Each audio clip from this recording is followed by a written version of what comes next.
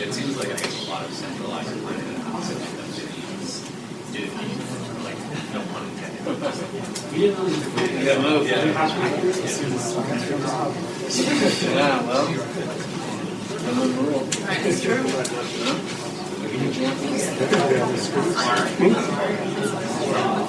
I'm Brad Johnson. Yes. Are they on the screen? I'm honored. You're behind you. Oh, I've seen that.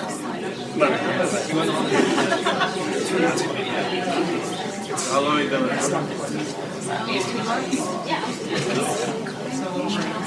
Movies.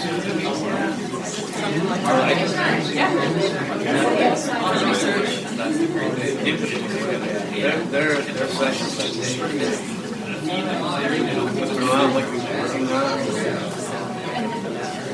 It's also nice to see. It's also nice to see more people this way too, and like have a conversation. Well, when you get more slides, I did do all this. you did? Yeah, every single lecture.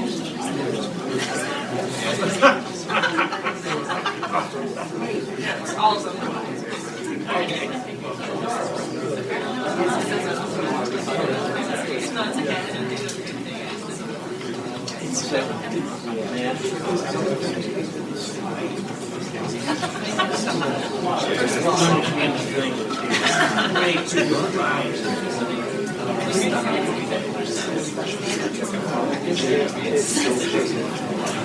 No, it's okay.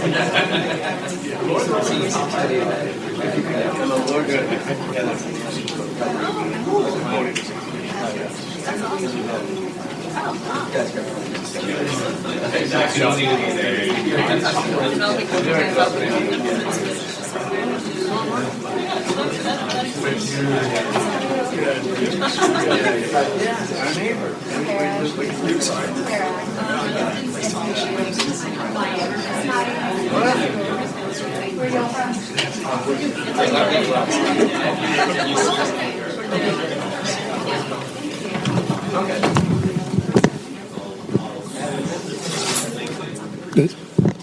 Good afternoon, everybody.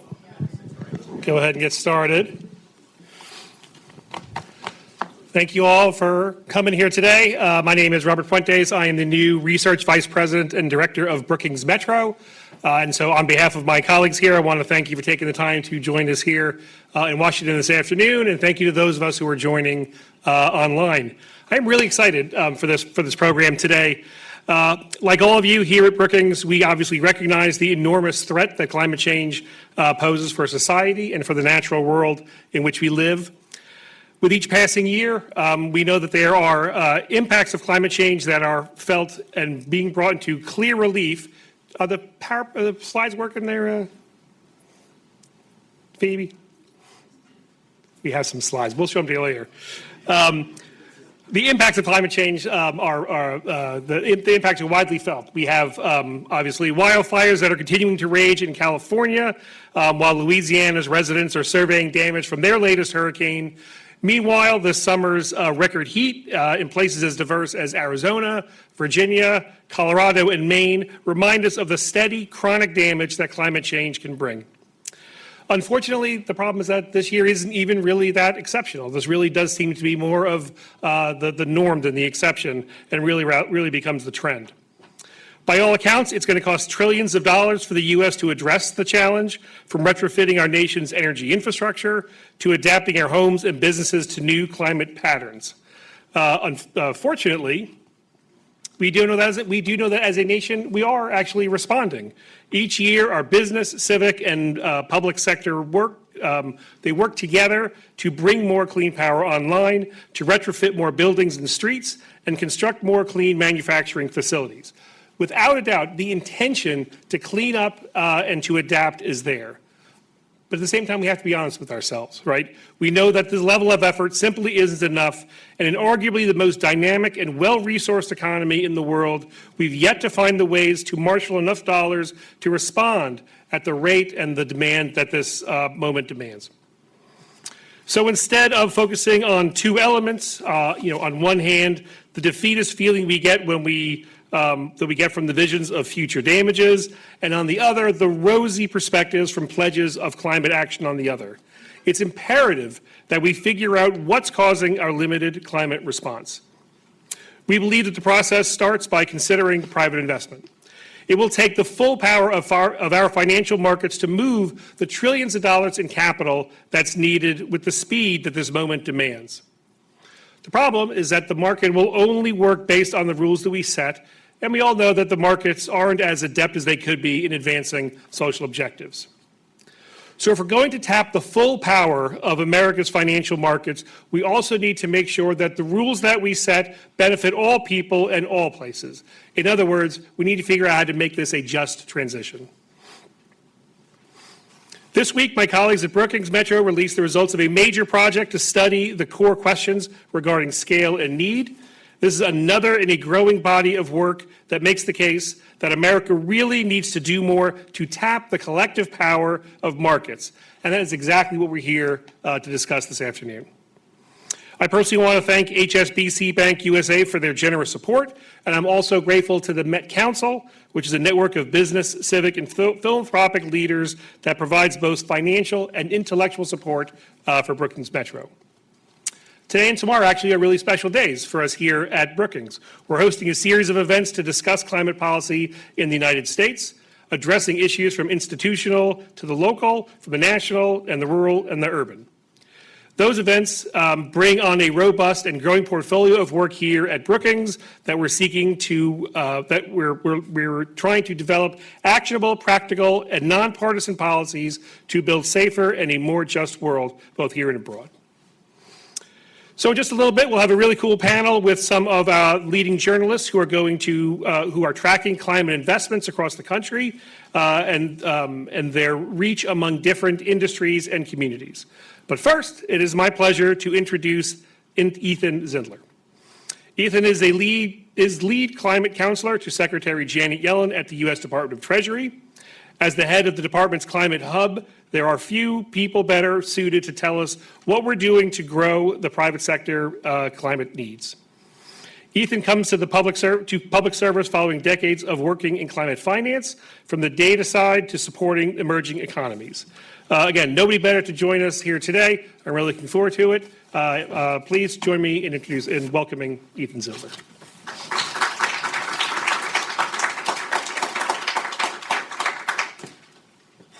All right, hi everybody. So first, thanks very much for that kind introduction.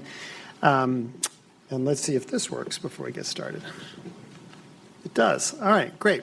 So first, a huge thanks to Rob and to Adi for inviting me here today, and Phoebe and others at Brookings for this opportunity.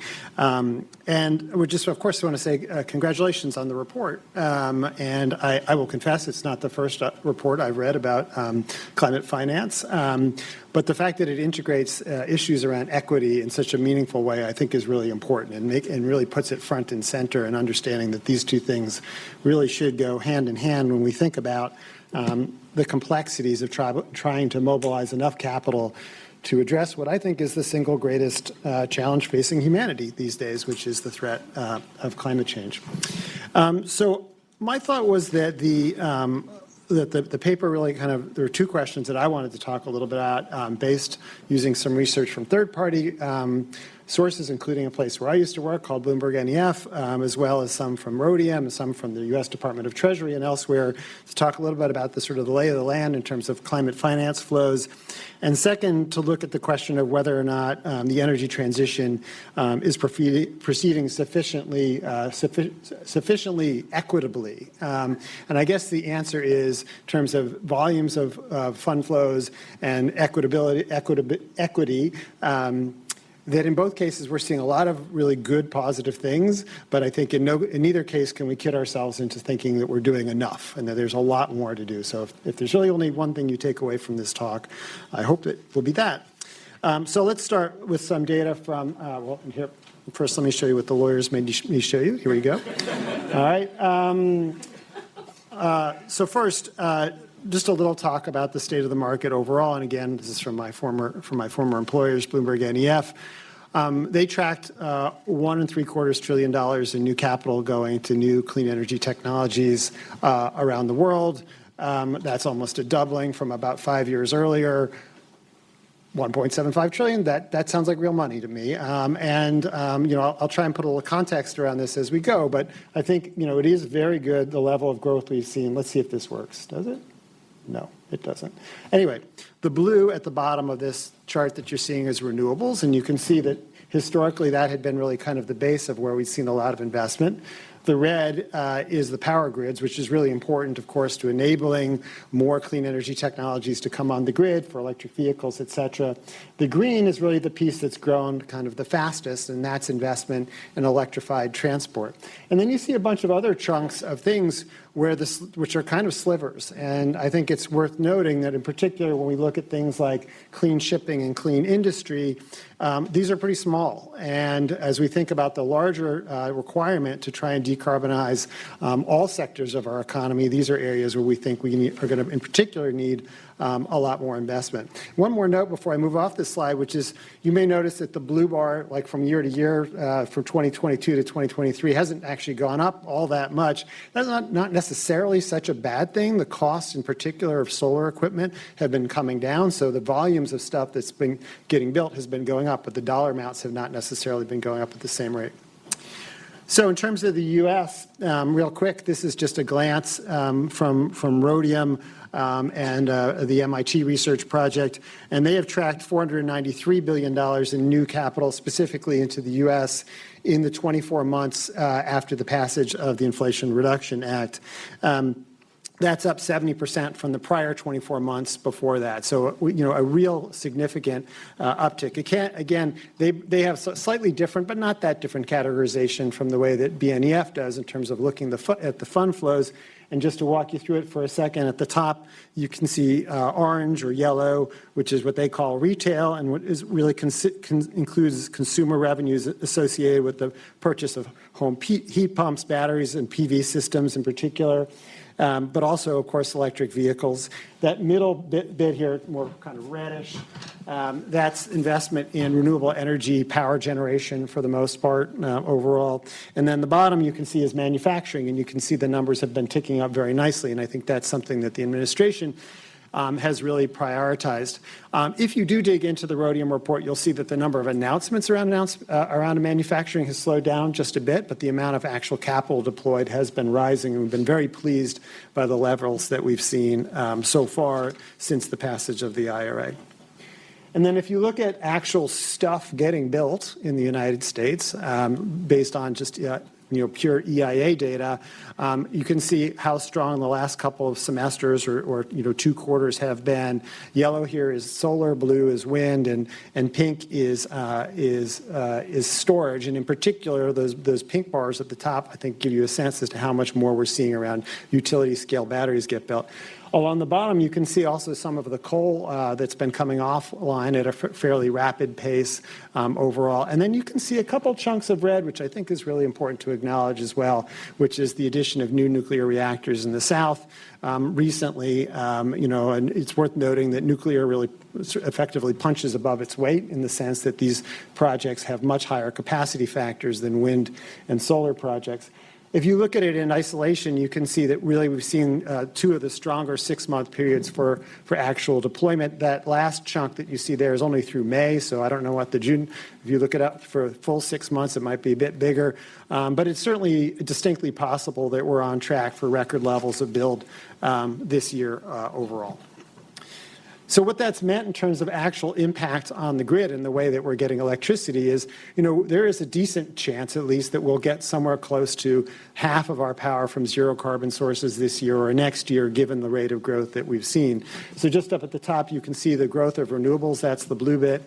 You can see that nuclear is held steady at about 18% overall. And then you can see further down natural gas playing a really important role at about 40% of generation. And then that coal share, which, was a big deal when it dropped below 20% a couple years ago, but is looking like it will trend that way again this year. One giant caveat to put with this is that the 2024 numbers through, I think, 4 or 5 months, the winter's coming, and we'll see how that affects what this picture looks like. But nonetheless, there's no question that the U.S. power sector has been rapidly decarbonizing, and that is contributing to our overall decarbonizing of our economy.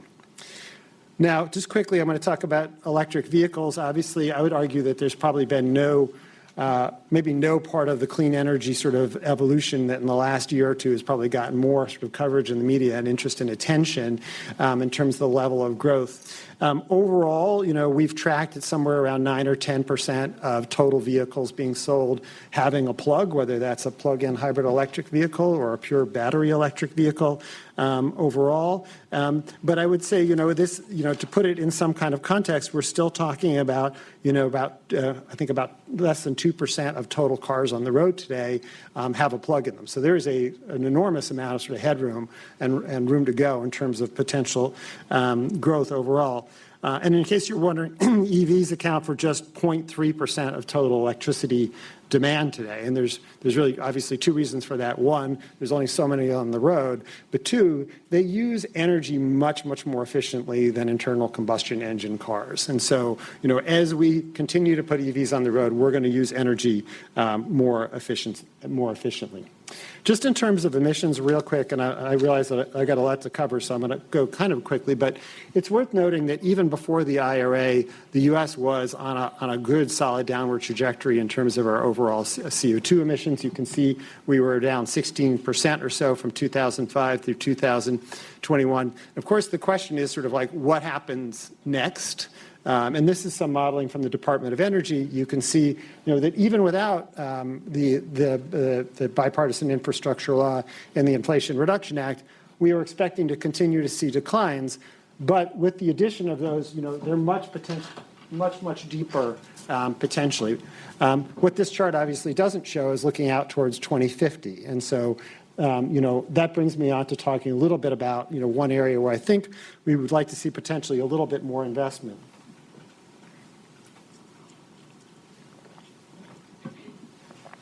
So what we haven't seen in the last 24 months is quite the same pace of investment in the newest technologies. And the reason why I bring this up is to go back to that chart a few minutes ago. Those little slivers that you saw for capital flowing into the industrial sector, we really are going to need to see a lot of improvement around the technologies to decarbonize things like cement making and steel making and aluminum smelting going forward than we've seen. And when you look at the venture investment over the last couple of years, the numbers have been kind of going sideways with the deal count more or less the same. That's the right-hand axis of this chart. And again, thanks to my former colleagues at BNEF for this. And then if you look at the U.S. picture, I think the one sort of the more positive thing to note is that, we continue to be where, let's say the plurality of such investment and activity continues to take place. A lot of this obviously in Silicon Valley and elsewhere. But we do seem to be at a period where we're not seeing quite the same level of investment in these technologies. And we think that this is really critically important. Of course, the administration, I think we feel very, very strongly that we're doing a lot of good work through things like the loan program office and some of the tax credits that we offer to try and spur more investment in new technologies. But we certainly are counting on the private sector as well to continue with innovation investment. Now, like I said, 1.2 $1.75 trillion or whatever the number exactly you want to use from various research shops. A lot of money is flowing into these sectors, and that's really terrific news. But if you look at some of the long-term capital requirements that we're seeing, this is just one under the IEA's, the International Energy Agency's net zero emissions 2050 scenario. They say that basically by 2030, in terms of just total in energy investment, all types of energy that we use, that needs to more than double by 2030 from where it was in 2021. If we look at clean energy in particular, you need to see more than a tripling to get there. And if you look at end-use energy efficiency, again, more than a tripling. So we're at big numbers. The numbers certainly need to get much bigger. Before I move on to the IRA for a few more minutes, I did just want to talk a little bit about the solar market because it's such an interesting segment. It's the largest in terms of the amount of new capacity that's getting built that's clean energy, really of any power technologies these days. And there's some interesting dynamics going on within it. First of all, the price of solar modules, which are, a fraction of what they were a decade ago, have continued to drop and are about half the cost that they were even several years ago. And this is creating all kinds of dynamics and interesting challenges sort of up the value chain. But what it should mean, for end consumers, is an opportunity to install solar at lower cost than ever before. And it should allow us to have a kind of proliferation of this technology in a way that we have not yet seen in the U.S.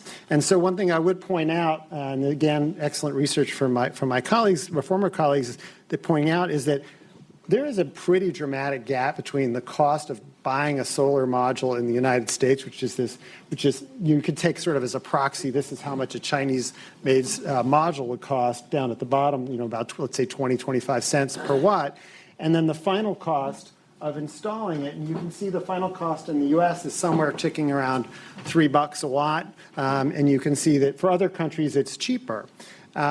Look, Australia, about 1 in 3 households now has solar on its roof.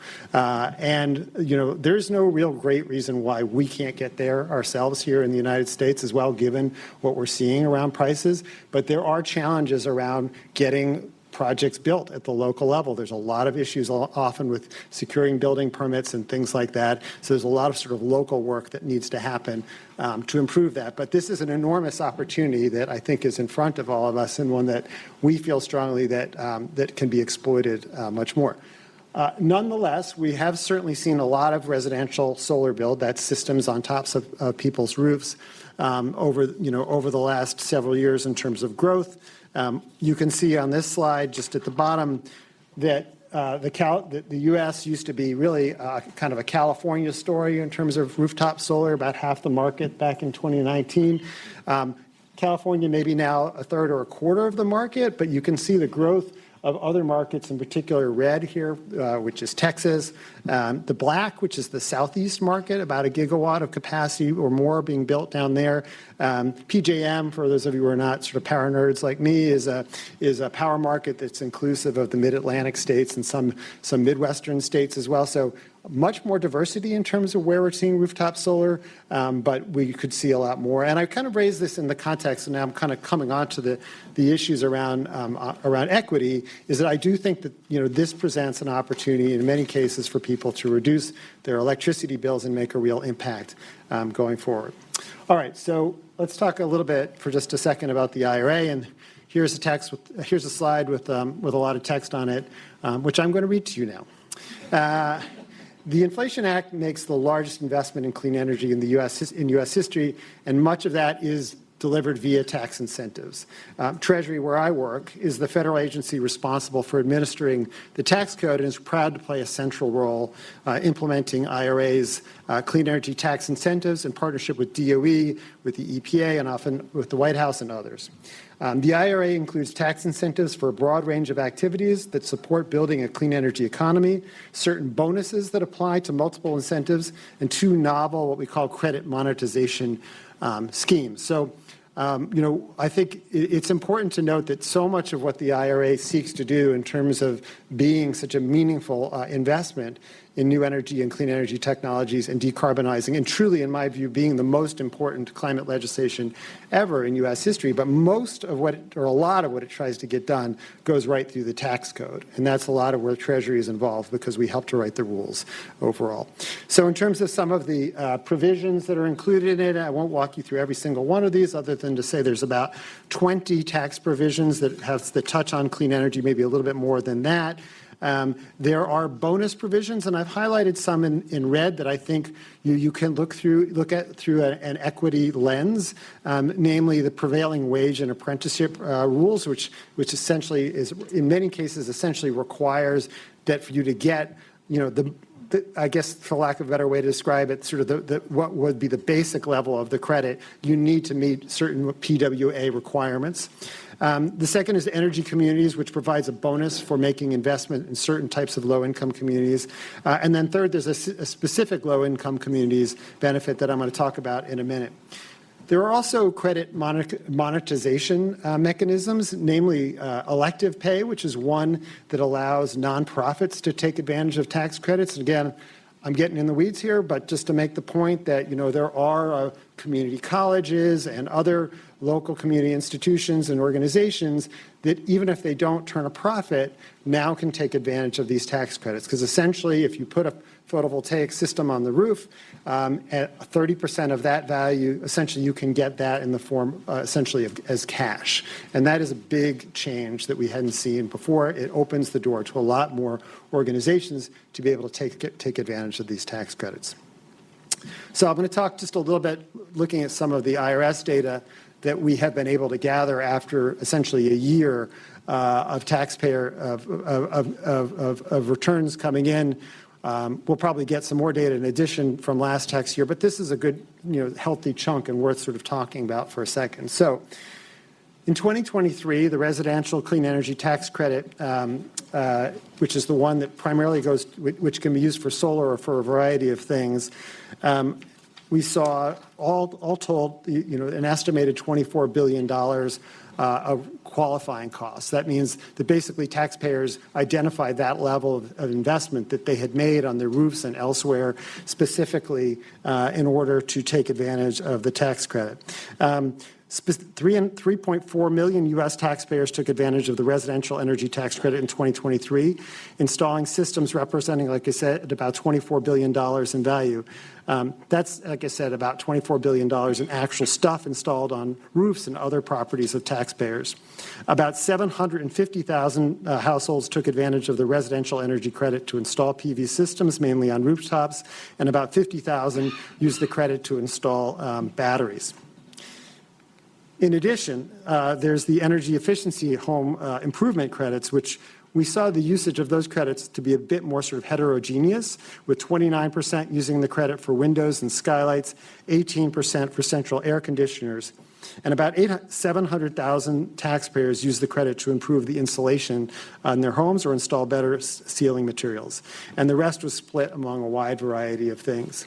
So this is real, this is real investment making a real difference in different taxpayers' lives. Now, to be clear, taxpayers across the income spectrum can take advantage of this, but everybody can take advantage of the potential cost savings overall. And one particular dramatic example of household savings supported by the IRA are those brought by installing electric heat pumps. Although heat pumps include a relatively expensive upfront installation of often $10,000 to $20,000, they significantly decrease the average utility bills for households, and some families can see reductions in monthly costs by upwards of 75%. In terms of where these benefits have gone, as I mentioned earlier, there's the low-income communities credit, which has supported about 1.5 gigawatts of mostly behind-the-meter solar system installations, and this has been about 49,000. In this case, we're specifically talking about a credit that is targeting lower-income households, and you can see that different states have seen different volumes of installation, and again, this is based on the preliminary IRS data that we've gathered, but all over the country, again, about 49,000 households overall, mostly households, have been putting these systems up on their roofs. And in terms of the impact We expect about $3.5 billion in public and private investment into underserved communities has been leveraged by these tax credits, with about 2 billion kilowatt hours of clean electricity equivalent, which is about the equivalent of electricity use of 200,000 average-sized U.S. homes. And the energy cost potentially offset by about $270 million. And this is research produced by Treasury and in conjunction with the national labs. So I'm just going to close by reiterating sort of what I said at the top, which is, overall, I guess I consider myself generally an optimist, and you can view climate change as the greatest sort of challenge facing us, but you can also view it as the single greatest opportunity that we all face to change how we produce, deliver, and consume energy. And we're seeing really spectacular momentum. If you look at the numbers, they're fairly undeniable, both globally and domestically. We're very proud, obviously, of the contributions that we feel like we're making through U.S. Treasury and the U.S. government. I didn't even talk about some of the other fantastic programs to try and address these issues, such as the Greenhouse Gas Reduction Program, which is being run out of the Environmental Protection Agency, or the Department of Energy's rebates programs, which are specifically targeting trying to make access to energy equipment easier for households. There's a whole sort of panoply of things going on across the U.S. government that are really aimed at trying to make sure that as we see this scale up, that the benefits are felt in a fairly equitable manner. But fundamentally, if you're giving people the opportunity to take greater control of their energy lives, you're also giving them the opportunity to save costs. And we think that that's something that really has the benefit of improving equity overall. So with that, I'll stop and hand it back to Adi and say thanks so much for the opportunity.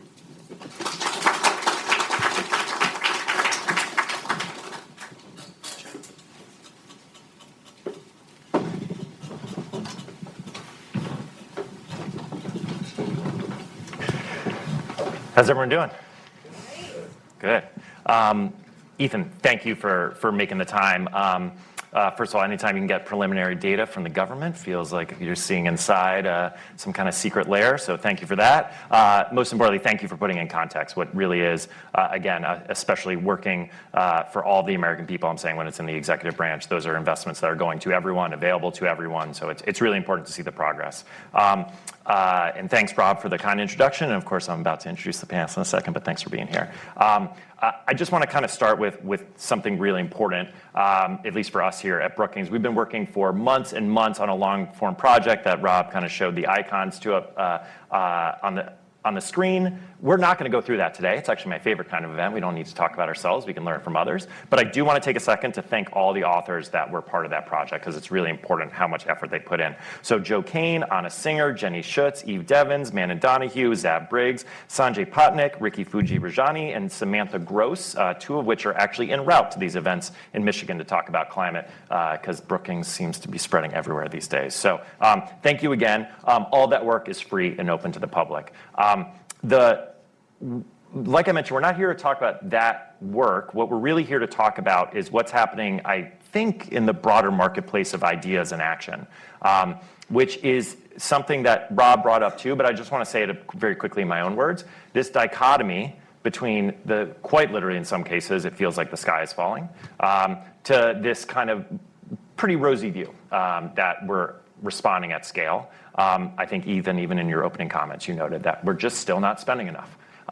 And we are really fortunate to be now part of a growing community of folks who are frankly trying to speak to that candidly. It is really important, in our opinion, among the authors, that we do that kind of work. And so when we were putting together this event, we thought, what better way to get candor than to hear from the press? One of the most valuable, candid, and objective. And I'm not just saying that, right? I can speak for the whole author team when we talk to this. We're like, yes, the press. Let's hear from them. So we are very fortunate to have three of the leading climate reporters in the country for three of our leading journalistic institutions. What do you call it? Great newspapers, maybe is the way you call it, and media outlets. So Amrit Rakhmar is from the Wall Street Journal's climate finance team. Amy Williams, then, to his right, is from the Financial Times, U.S. Climate Desk. And then Justin Worland is our senior correspondent at Time, covering the Climate Beak, and also, as we sometimes say here, our returning champion to the stage. So we'll see how it all goes. I am not Tim Russert, so this is not actually Meet the Press. We will do our best to have a good dialogue. But just so you know, what we're really looking to have here is genuinely a conversation about what we're hearing and what's happening out there. I'm going to try to stay out of the way so I can learn from them. I just happen to get to do it on stage versus those of you streaming or sitting in the room with us today.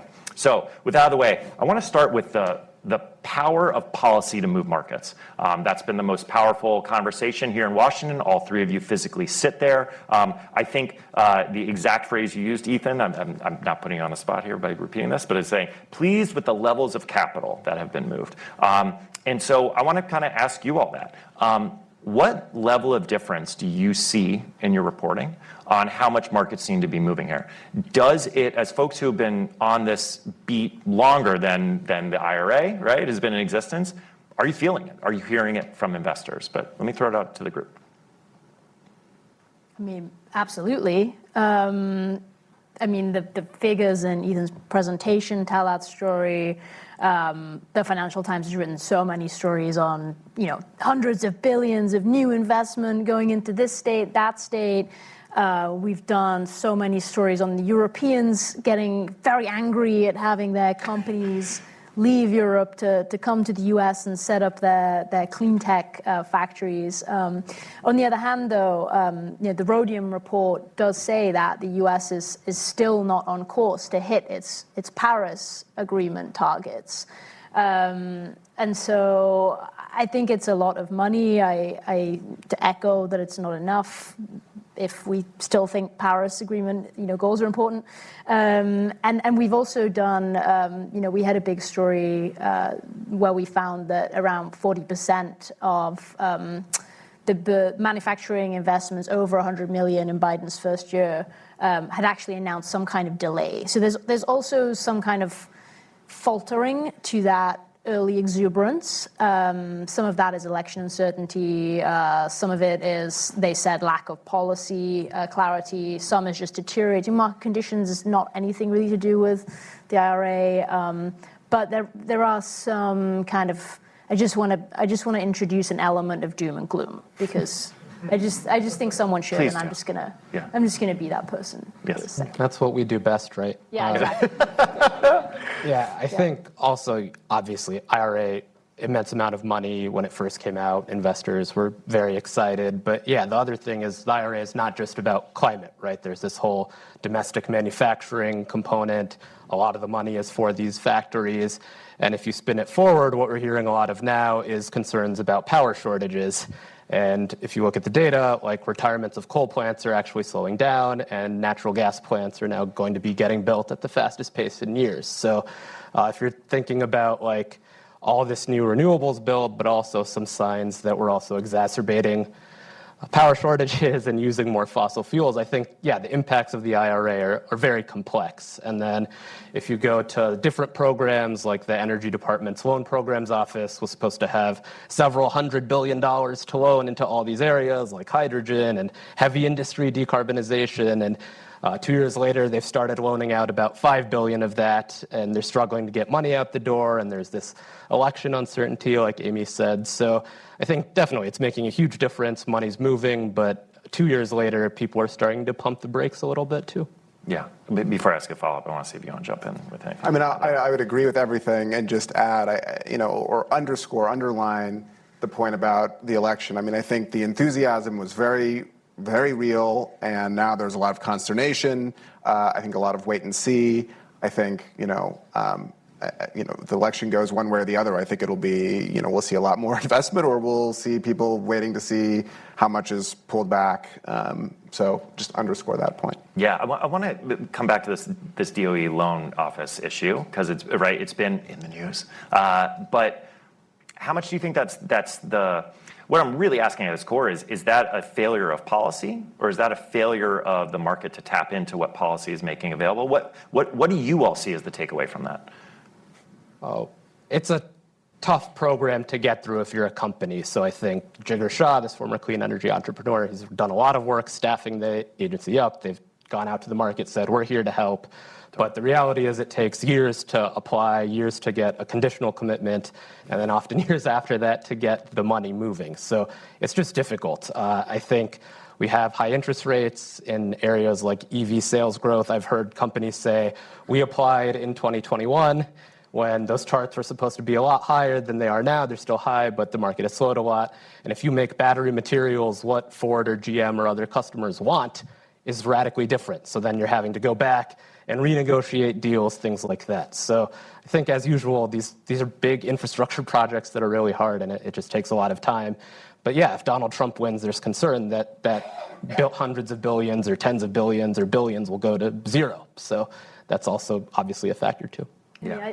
I do think also on the loan programs office, like my understanding was that office had kind of wasted away and like withered into obscurity. They started from zero essentially and had to build it all back up. Exactly, and so staffing is probably a huge thing. And I also think they did have they got the reputational hit from Solyndra, right? And there are plenty of people out there ready to like bash them for like giving money too easily to the private sector. I mean, that just triggers a lot of like ideological rage in some people in Washington. And so I think that probably weighs on them when they're, doing their due diligence. Like they don't want to rush through this stuff, and the last thing they need is like another Solyndra, I think.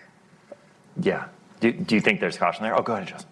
Oh, no, I was just going to say, to like pick up on the LPO point, I think clearly there was a move with all the hires to hire from the private sector to show, look, we really want to do business with you. It's going to be a different way of doing things. And, I think in my conversations over the course of the last few years, there was a lot of initial skepticism from folks in the private sector who were like, I don't know, this seems way too complicated.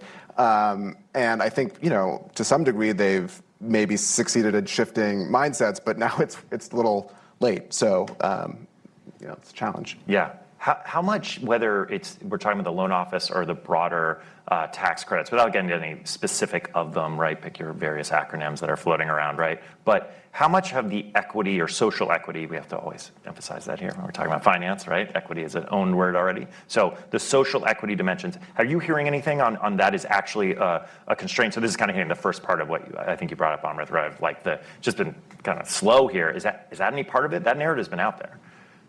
Yeah, I think a lot of the rebates and things like that are supposed to really help poor communities access these things. They've been slow to get out the door, and so there has been some concern about that. But we're seeing, again, the $27 billion greenhouse gas reduction fund out of EPA, National Green Bank, working with communities all across the country and going to target those like lower income households and things of that nature. Like they're really starting to crop up now, and they're doing all the work, and they're ready to move the money. Like Justin was saying with the loan programs office, like it's like we're almost right there. We're like on the doorstep. Yeah. And it seems like we're about to see the floodgates open, but we haven't seen it yet. And then, we'll see what happens in November. There's a lot of concern too. There's so much work that has to be done by competent bureaucrats in all these departments to administer these programs and get the money out. And like people just don't know if that's going to continue. So yeah, it's a big concern. Things like direct pay though for nonprofits. I mean, we're seeing churches, mosques, religious institutions start to tap that. Like that is a meaningful difference that you can just get the money and get solar on your rooftop and battery storage. So those things are going gangbusters. So yeah.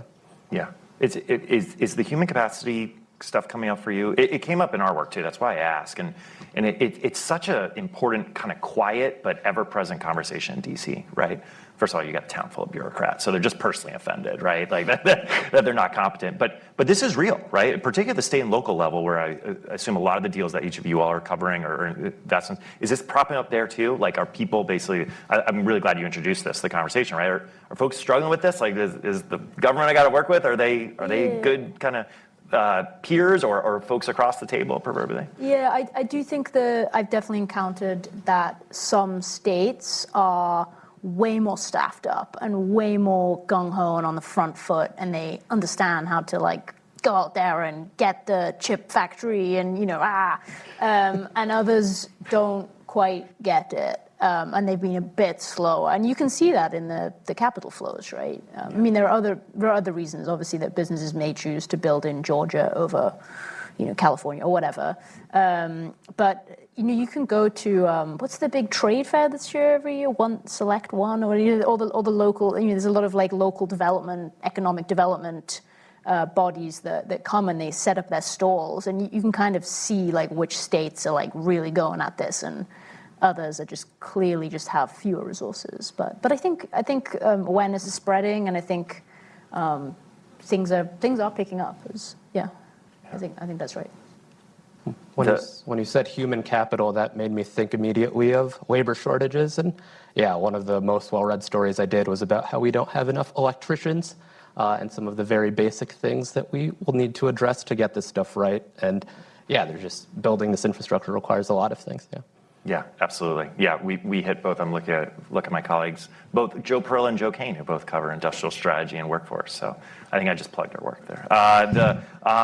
I want to turn a little bit to pricing. This is, I don't need to wax poetic to you all that a carbon price is an economist's fantasy, the answer to all this. So we're not going to actually do that today. That will, I'm sure, be in the next month somewhere at Brookings. Someone will talk about that. That is not throwing shade. That is the economists are right, but living in political realities, let's talk about pricing in real terms. There's been polling data out, I think actually some of you may have covered it even, around not just that the general public believes in climate change more, wants to have a response. Frankly, younger generations, right, are much more responsive here on that kind of both belief and want to do something. And then people see a price signal, right, on what it means, but you may have to pay more. And by the way, when I say pay more, I want to just throw this kind of out to you all, like to go wild on, but there's the pay more that, clean products might be cleaner. There's actually, what does it mean when your prior product from a fossil fuel or a quote unquote dirtier technology, that grows more expensive to incentivize something cleaner? Both of these seem to be a factor. How much have you all been picking up on this in your work? This issue on this kind of core question, are people willing to pay more? And I think for me, this has been something I've written about a fair bit. I think the polling is fascinating. I mean, we've seen UChicago ask this question every year, and the percentage of people who say they would be willing to pay $1 a month in a carbon fee to address climate change was 40-something% this year, which is a decline from 2 years ago and a decline from what had been a higher number, a higher percentage. I don't remember offhand. And the number that would pay $100 a month is like, 20-something%. Very few people.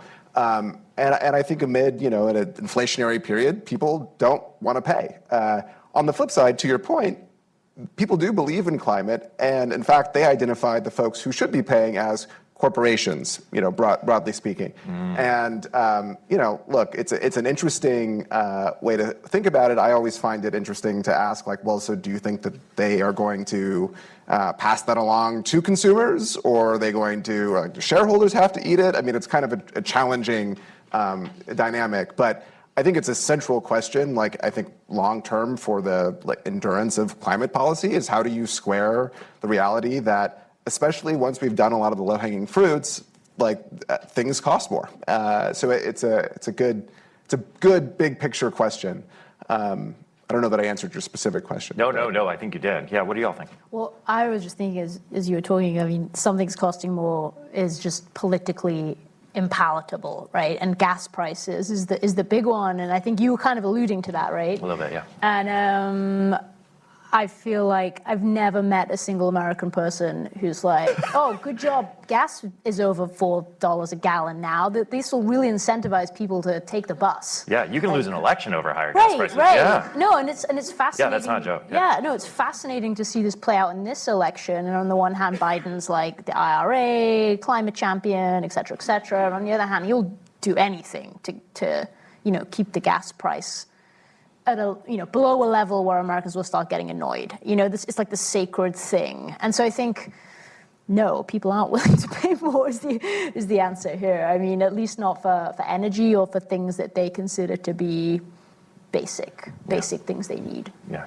We are seeing the biggest tech companies who are building all these AI data centers, they're now willing to pay more for things like clean power, but that again has some ripple effects, which means other people that need that power can't necessarily get it. They're willing to pay more for things like sustainable aviation fuel, but they can't get the supply. So we are seeing that top tier, most profitable company that can afford to do it.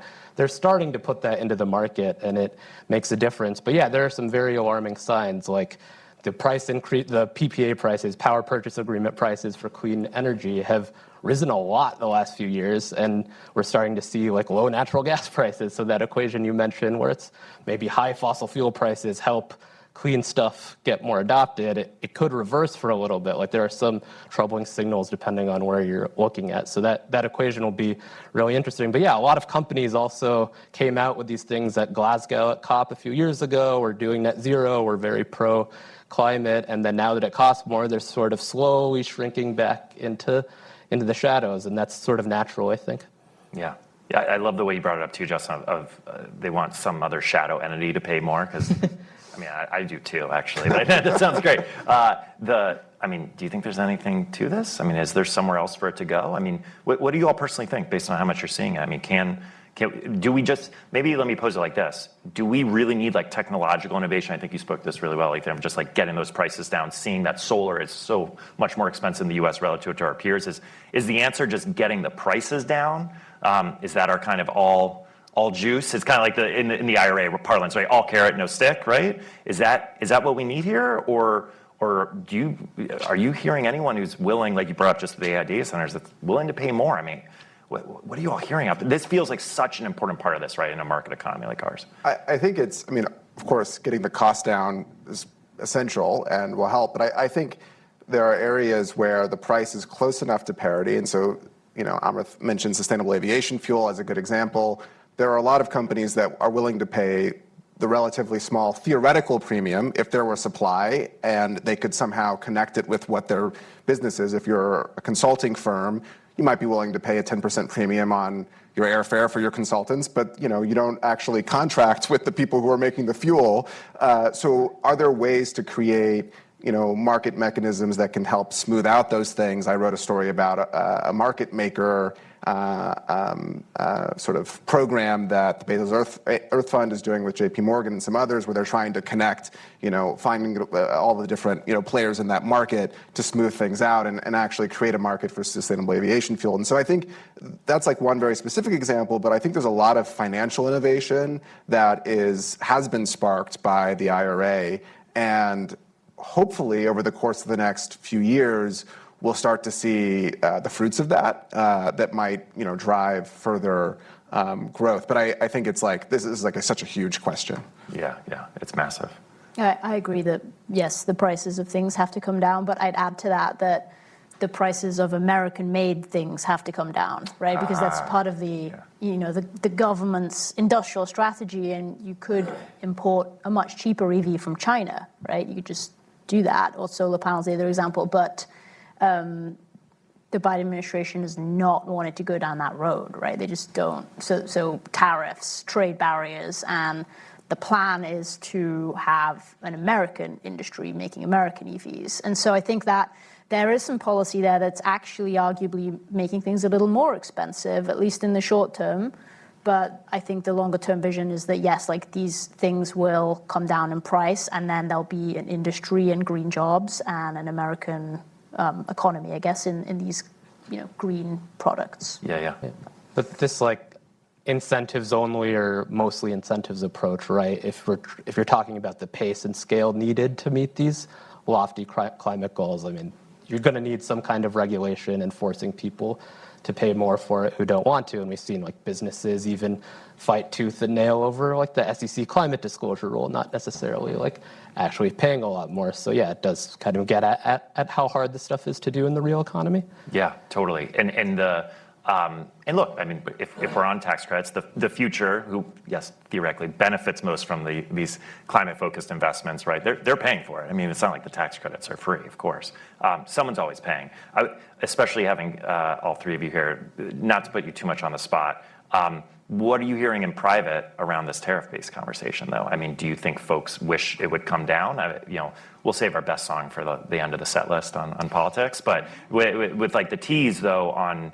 But I'm being serious, right? You bring up a good point, right? Should we be bringing in cheaper products, and should our politics rise above it when we've had a major national conversation around using, ideally, in whatever whatever level we can, right? Climate is potentially a way to rebuild certain parts of America. I mean, are those mutually exclusive? And really I shouldn't ask that. That's one's unfair. Let me ask it this way. What are you hearing from the industry partners? Do they want those tariffs to come down? Well, it depends who they are, right? I mean, if they making everything in the US and they want some protection from being undercut by Chinese companies, no, they love tariffs.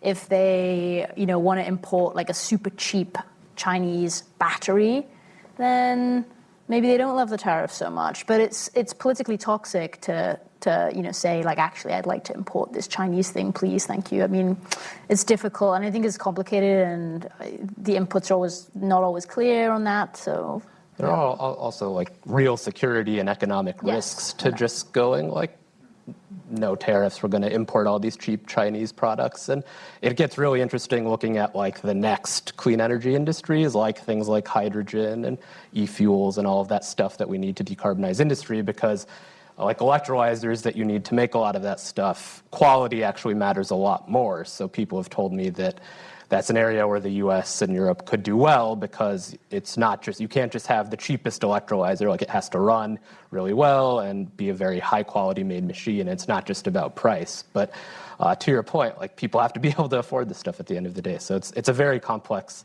question that people are grappling with in the market. But yeah, a lot of clean energy developers are very worried that the tariffs will slow things down when they are already dealing with, again, permitting, interconnection issues, all that red tape that is slowing things down. Yeah. I think one thing that I find very interesting is even firms that I think going into the conversation are going to be perhaps pro-tariff because they've got a pretty good, domestic content, mix, et cetera, will say, well, actually, we are pretty scared about the, 2-year outlook for this tariff conversation. What does it look like if things worsen from here? And even though we make 80% of the material in this product in the US, there are these few essential things, and we're not going to build that supply chain here. And it would totally destroy our ability to produce our product. And I've heard that from a few different companies, from a few different people, and it's a reminder, I think, about not just what do the tariffs look like in today's picture, or the proposals, even the most dramatic ones. What does it look like if things really got out of hand and we all of a sudden lost access to particular products? It's the critical minerals one is huge, right? Critical minerals is just, I can't remember the stat, 90% processing in China. Right. It's. But the other thing I've heard a lot from people who lived through Solar 1.0 and have been doing this stuff a long time is tariffs and tax credits, all this stuff has unexpected ripples. And if you're not cost competitive soon without subsidies, without tariffs, you're going to have real problems. So I think that's the mentality a lot of people are taking too. Yeah, we heard this on behalf of my co-authors here. We heard this a lot in our conversations, particularly all of these last points you just made, these ripple effects, key elements, parts of the supply chain, and a lot of conversation around, I'm going to pick the wrong word, it's just whatever I'm picking right now, around kind of some flexibility, operating in the grays, and it's going to be really interesting. I'm not going to ask you this. It's going to be really interesting to watch what happens post-election, right, on no matter who wins, right, once it comes to brass tacks of actual governing here within the executive branch and up on the Hill. We've got time for at least 2 sections of questions. I want you all to be prepared. I don't know how long they can stay. We're supposed to end at 3:15. I'll do my best to end this on time. No, not yet, I promise. Wow, okay, you're ready. So we'll make sure we get to them. 2 questions. I want to first make sure, I already alluded, we'll get to the politics again, closing song at the end. Let's talk about adaptation really quick though. This is a real area of passion for us. Almost all the authors, frankly, multiple folks across the institution, and you all know, especially all living in town, it's a big issue in DC, I think. Revenues for adaptation are a nightmare, right? They're just really not showing up the way we need. Maybe 2 questions. Number 1, are you all also seeing and hearing this, right? Some of you have done some reporting, so would love to hear those stories. But the second is, are you hearing any innovations on capturing revenues? Again, to tap, we already know, muni bonds are just a perfect example. It's not like governments aren't in the market, right? But how can we think about smart ways to accelerate these adaptation-focused investments? Not just all the really important conversation, but frankly, mitigation tends to dominate, and it dominates it in the data too. But what are you all hearing in adaptation? I think the private sector is trying to like wrap their heads around this. There's this like trillions plus opportunity if we can just figure out how to make money from it. And that's obviously like what people on Wall Street care about the most. And yeah, you're right. It's hard with adaptation investments that we think of typically like seawalls or these big infrastructure projects that are pretty boring that sort of governments are supposed to be building. But yeah, we are starting to see some funds like the Lightsmith Group has like one of the first private sector focused funds, and they're investing in companies that do things like AI monitoring of critical utility and energy infrastructure assets. We're seeing like Wellington has a big fund. They invest in a lot of construction companies.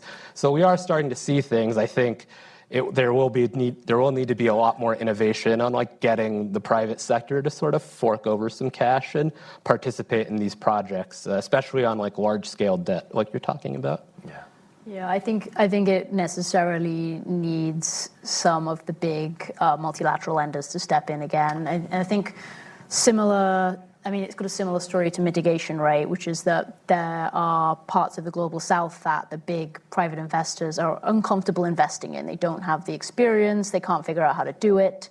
And those are some of the parts of the world that would most benefit from more adaptation financing. So I think it's tricky. I'm not super optimistic about it. I also have seen... Still on the doom beat here, I Amy. know. I've also seen Lightsmith Group's report. I think there was another one from Impacts Asset Management that was kind of saying, like, there's these fantastic returns, but I don't know, I'm not finding it super convincing. I'm now going to have my inbox flooded by investors telling me how much money they've made, and how dare I say these things. Hopefully some stories, maybe Yeah, easy. maybe Yeah, we'll maybe. see. Yeah. Yeah, Justin, you have anything on adaptation? No, I would say circulate those examples when you have them. I think I'm also fairly skeptical. Maybe you can find ways to finance, like, to do a bond issuance and get a different, a lower rate if you're financing an adaptation thing. If you're a company, there isn't anything that's like super compelling to me. I do think on the flip side, on the public side, I find it very interesting to use Florida as an example of a state that has actually invested, they wouldn't call it climate adaptation, but has invested quite a bit in resilience and spent public money on that while also not spending public money on mitigation. It raises this really interesting question about where we are now, where when we start feeling the effects of climate change, do we rush to fund and finance adaptation and sort of leave mitigation behind?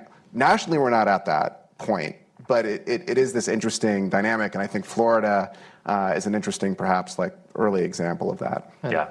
As usual, like all roads lead back to insurance. Like a lot of innovation on this stuff is like parametric insurance products that where like nonprofits can partner with the private sector to compensate like workers in places like India that lose income when stuff happens, or like countries get compensated when there is certain like temperature thresholds or hurricane storm levels. So yeah, some of that stuff is really interesting, but yeah, we're going to need to see a lot more of it for sure. Yeah, could I ask actually a very quick question before I go to the politics one to end us, and then again, we'll get to you all.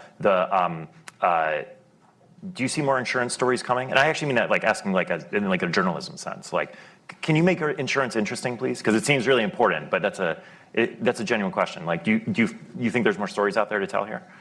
Well, mine's easy because we have a separate insurance reporter named Jean Eaglesham who's done amazing reporting on the beat. Yeah. So I usually talk to her and read her stories and try, like if there's something for me to do, I'll do it. But yeah, I think that is where, again, the rubber meets the road for most people, and like talking to people who experienced flooding and are paying much, much higher prices for things like flood insurance. Like this is what like impacts real people the most, I think. I really, to echo that, like I really think that this is the part of climate that has the most potential to become a voting issue in future elections, because it affects people's pocket.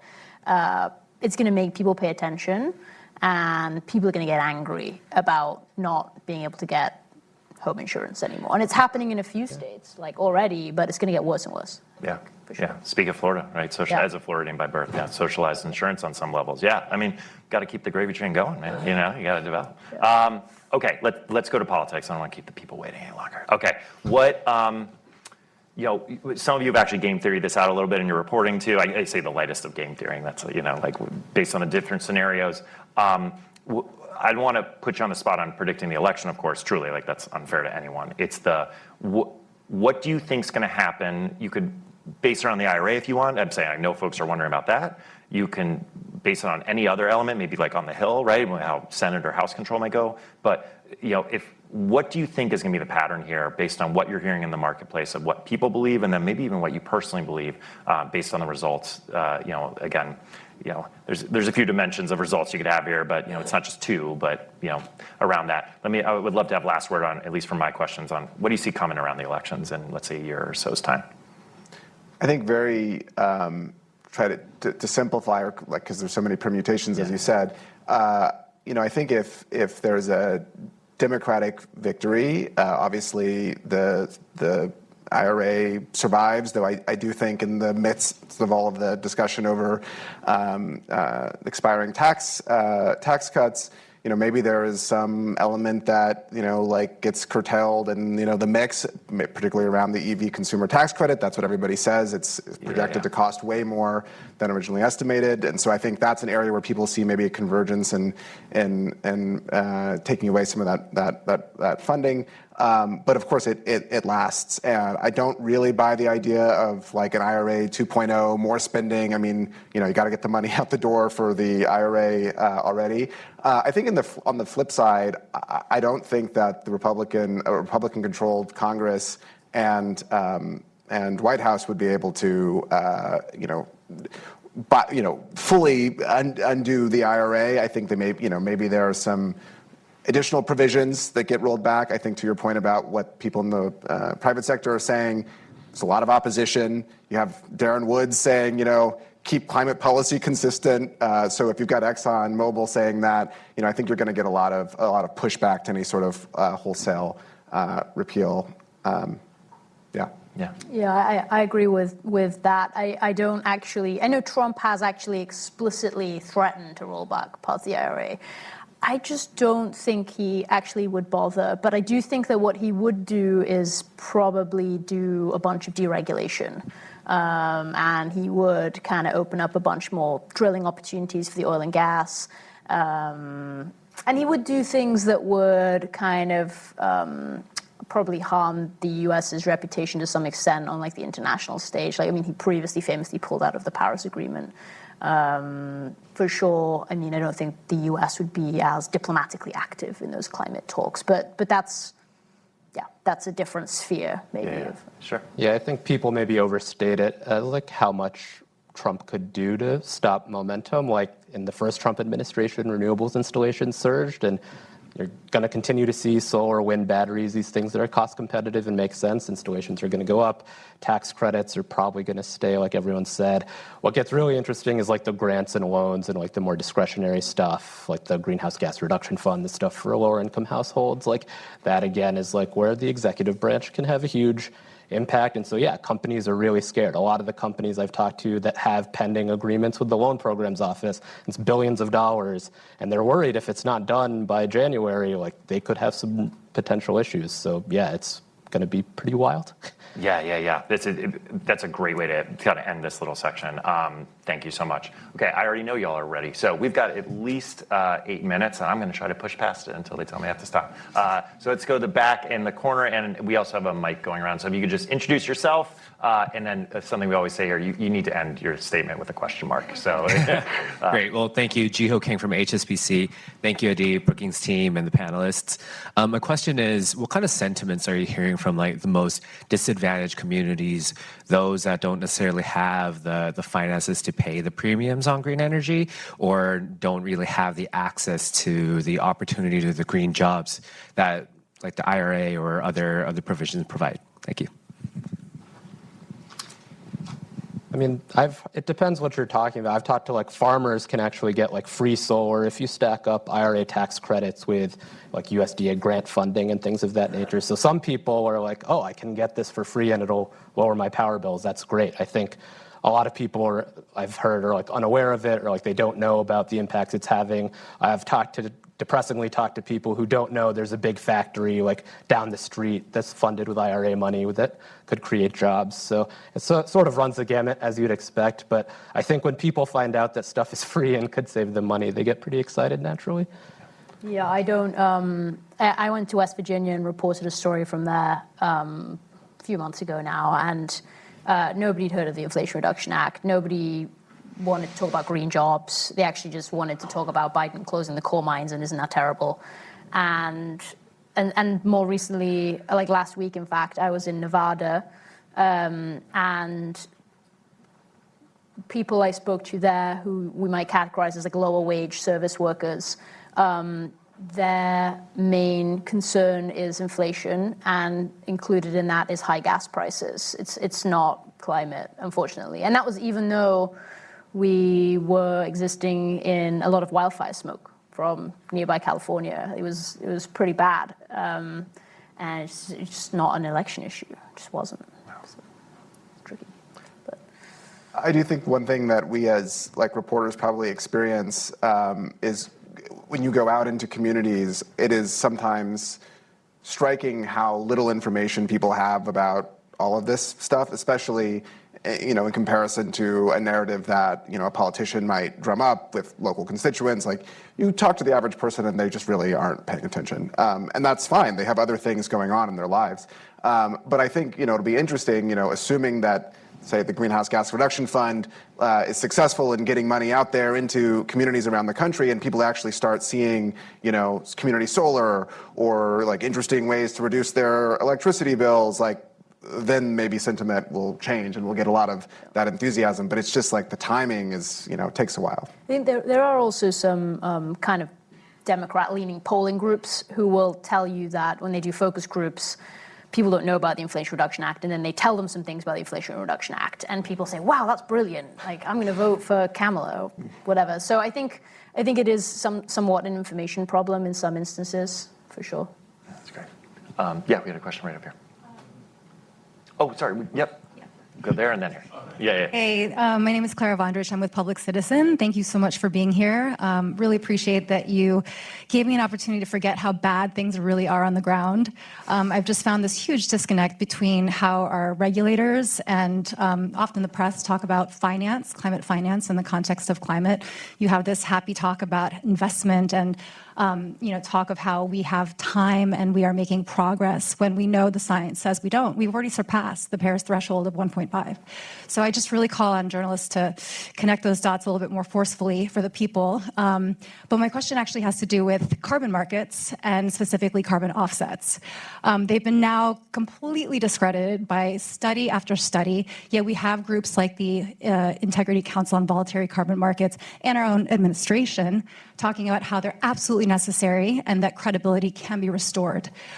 They're actually one of the leading tools the administration plans to use for climate finance. I'm just going to ask you to just get to the question. Yeah, the question is, what do you guys think about this whole, SBTI is fighting to keep them out, the administration, Bezos are fighting to keep them in. What is the role of journalists in exposing the fact that this is a market that's just been debunked, and yet we have very powerful forces continuing to fight for it? Yeah, thank you. I think we've got a question broadly about carbon offsets and credits that you all have actually done some reporting on this, right? And there is a mixed conversation out there, but yeah. Yeah, I am going to steal your line from earlier and say that I have a great colleague called Kenza Bryan. I don't know if you've read her stuff. She's based in London, and she mostly covers carbon markets for us. But I do know that she has a lot of skepticism, as do I, because I do some of the US side of that, like just to back her up, really. But I hear you. It seems like there are a lot of conversations that need to be had over like what regulation might look like, how things are standardized. There are different schemes, different bodies, different groups. But what I would say though is that I do think that not all companies, but a lot of companies would welcome this, right? Because they don't want to put money into something and then get dragged through the press for being like greenwashing and evil and stuff. So like, I don't think it's all bad. I'm pretty open-minded about carbon markets. I know John Kerry, for example, is like extremely passionate about them, right? And I know it'll come up a lot next week in New York Climate Week. So I'm quite interested to hear what companies have to say next week about this subject. For sure. And there are a lot of efforts to do things like carbon removal credits that cost several $100s per ton that companies like Microsoft and others are buying. So that's sort of like rethinking carbon markets and going beyond keeping some trees standing or connecting credits to renewable energy projects that were going to get built anyway and don't have much of an impact. So yeah, definitely hear what you're saying, but the math is pretty clear that like there are going to be emissions that we can't eliminate in the near future and that we're going to have to use credits for. So I think the more like the conversation shifting to like what are the actual credits that underpin good projects is a healthy one that's going on right now. Just say one thing very briefly. Okay, agree with all of the skepticism.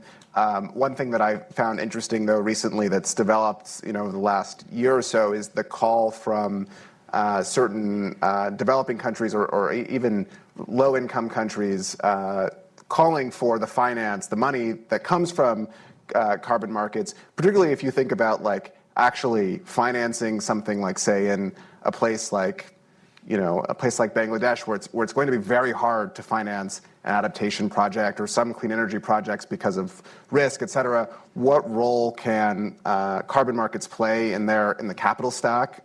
It's pretty enormous. And so, I think there is a tendency to focus very much on this, like, oh, it's corporate greenwashing, and that's fair.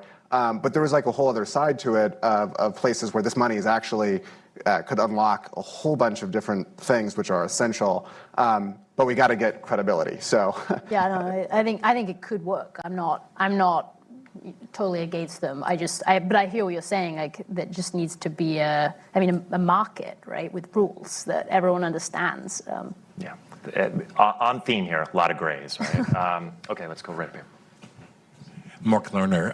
I just spent 3 months living in California with a house with solar panels, and what I heard is that the utility company really doesn't want the power from the solar panels because they're losing money from it, and they offer very little for it. Have you been hearing stories like that?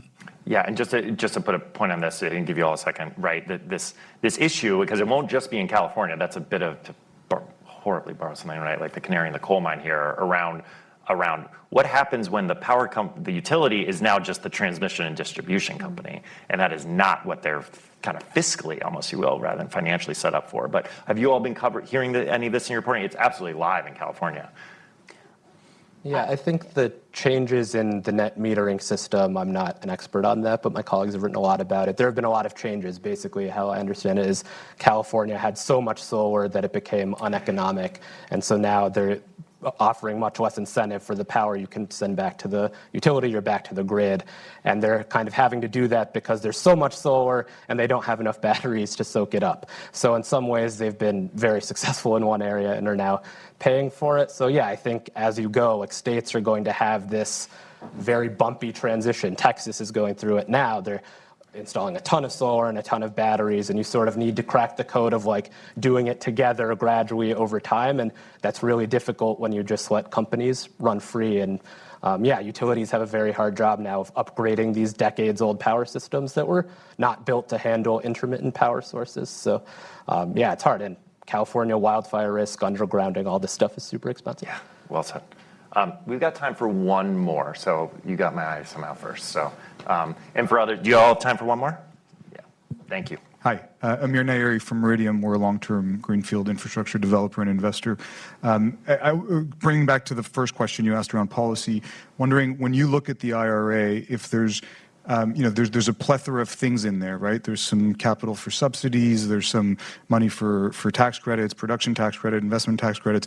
Wondering if when you look at it, if there's specific areas that you think were particularly smart and intelligent in inciting long-term investment, not just sort of the short-term stuff, but if you think that there's, specific things that they've tried to target, whether it's market making, whether it's, reducing the cost of procuring a certain molecule or an electron, if you think it's, that it has the long-term sort of staying power of really being able to develop a new market, let's say. I would say the transferability market, the ability for companies to buy tax credits is a game changer, and to have banks in the middle of that, where banks can now buy tax credits from project developers who don't pay taxes and don't have a way to make money from these credits, and then sell them to big companies who reduce their tax bill. We're seeing like tens of billions of dollars in that market. So that combined with the direct pay, the idea that nonprofits and others can take advantage of this stuff, from what I've gathered from talking to people, those are like the two long-term glimmers of hope. If that continues at scale, then you can sort of help a lot of these projects get built and accelerate deployment. So. That is a great way to end, because it was hopeful. I'm not going to let the doom take over the day. I was going to say, I agree with that. Sounds good. Oh, there we go. A little good. Even this conversation's changed you.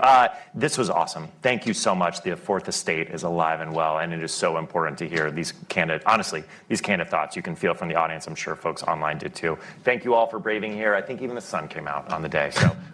So thanks for being with us. Thank you.